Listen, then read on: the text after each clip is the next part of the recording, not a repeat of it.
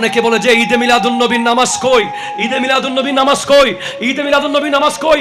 আরে ভাই রে, ফজরের 2 রাকাত ফরজ, এটাই ঈদে মিলাদুন নবীর নামাজ। কেন? সুবহে সাদিকের সময় ফজরের নামাজ দেওয়া হয়েছে, সুবহে কাজিবে দেওয়া হয় নাই, সকাল 7টায় দেওয়া হয় নাই, সকাল 9টায় দেওয়া হয় নাই।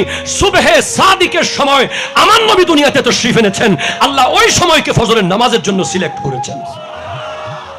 খবরদার,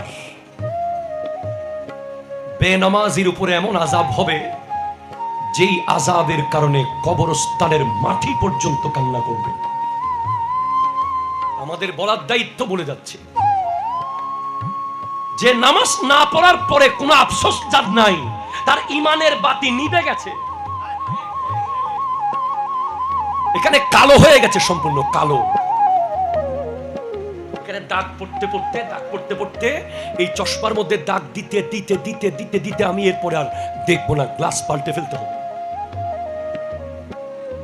আপনার এখানে দাগ হতে হতে এমন দাগ হয়েছে যে নামাজ চলে যাচ্ছে, যে আপনার কোনো অনুভূতি নাই, আপনার কোনো ফিলিংস নাই, আপনি খুন করে ফেলতে পারবেন মানুষ, আপনার মধ্যে কোনো এহসাস হবে না। জন্য মাওলা আলী বলেছেন, আল মাউতু খায়রু মুআদ্দাবিন। যে ব্যক্তি মৃত্যুর আগে আদব শিখবে না, নামাজ শিখবে না, তেলাওয়াত শিখবে না, দুরূদ শিখবে না, মুহাব্বত শিখবে না, সোজা হবে না, তাকে মৃত্যু এসে আদব শিখিয়ে দেবে।